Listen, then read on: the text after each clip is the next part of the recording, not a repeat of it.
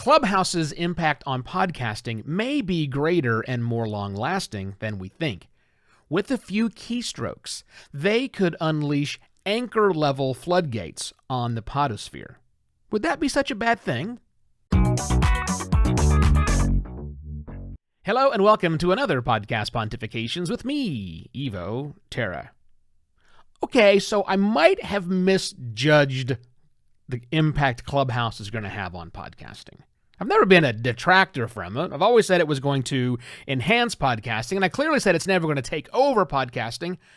But, maybe I didn't have the right perspective on Clubhouse, and I want to share that perspective with you today.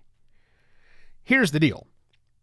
Do you realize that in 2020, the year we just got rid of, 1 million brand new podcasts were added to the podosphere, and all of them were powered by Anchor. That free-to-use tool that Spotify spent a whole lot of money for back in 2019. Yeah, 1 million new shows last year thanks to Anchor. Why did that happen? By the way, that doubled the amount of podcasts available. Yeah, doubled. So why'd that happen? Well, it was easy. Right? Anchor makes it very easy to make a podcast. Like, really silly easy. And we podcasters can get on our soapboxes and grab our big SM7B microphones and cast shade at what's happening with that Anchor app. And I think a lot of listeners probably also cast a lot of shade because the shows don't sound as good of a quality as they do when they're produced by a professional podcasting studio. This is true. Well, that's fine, but I still remind you that we had a 50% increase in the number of available podcasts thanks to Anchor.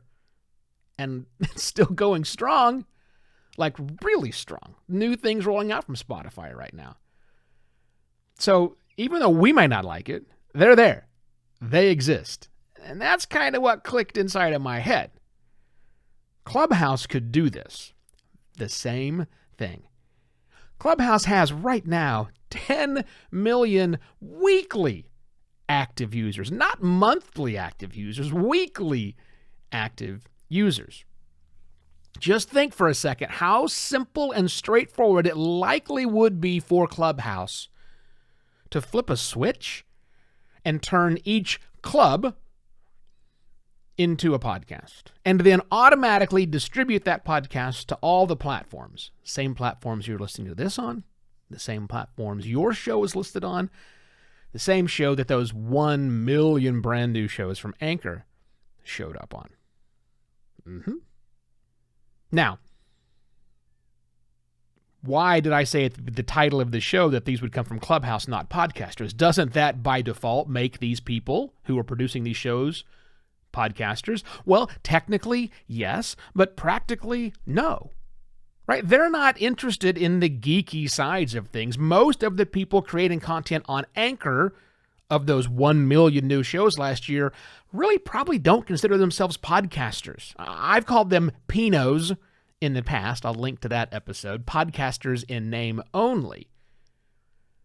And I think that's what we'll get if, in fact, Clubhouse does open up the floodgates on us and allow anybody who's in a club to automatically have those episodes published as a podcast.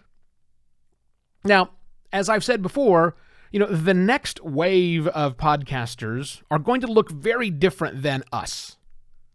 Those of us that started back in 2004, those who started in the aughts or the either early double digits, the tens and teens area, the 20s and 30s will look totally different. I've said previously, well, maybe the future is that we're not thinking about ourselves as podcasters anymore. Or the new wave don't really consider themselves as podcasters. More importantly, maybe they don't care what we call them.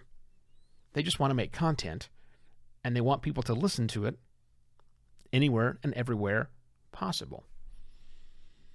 The next 1 million podcast I am predicting will come from Clubhouse, not podcasters.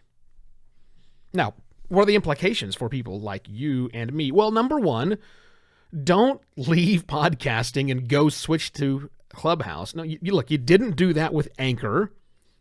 You might have dabbled with Anchor, and by all means, I want you to dabble with Clubhouse, but you're not going to quit making the high-quality podcast you make right now and just switch to making a room on Clubhouse. That's not going to happen.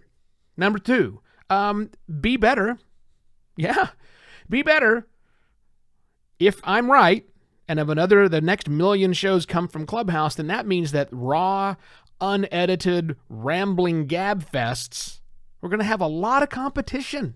A lot of competition. Not only from the pros, because there are pros who do that, but lots of amateurs coming in and flooding the marketplace. Which leads me to my third implication. I think this might be the impetus for us to finally have better curation. So rather than trying to wade through what is today nearly 2 million podcasts, and at the end of this year might be 3 million podcasts or 4 million podcasts, no, I think we'll see some curation show up, which we desperately, desperately need when these next million podcasts come from Clubhouse, not podcasters. Hey, speaking of Clubhouse, tomorrow, Friday, February, checks the calendar, 26th, at 10 o'clock in the morning in Los Angeles and 1 p.m. New York City time, I'll be on Clubhouse pondering podcasting's accessibility problem. That was yesterday's episode of the show, and it really struck a chord. So we're going to pick up the conversation and let everybody chime in. If you want to be added to that room, you want to be added to the guest list, as it were, just shoot me a note, evo@Simpler Media, and I will be happy to add you as a guest in the Clubhouse room, pondering podcasting's accessibility problem, happening tomorrow.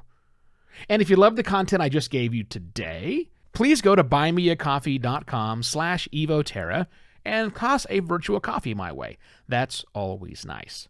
So tomorrow, see you on the Clubhouse, and then nothing for the weekend, obviously, but except I will be back on Monday with yet another podcast pontifications. Cheers.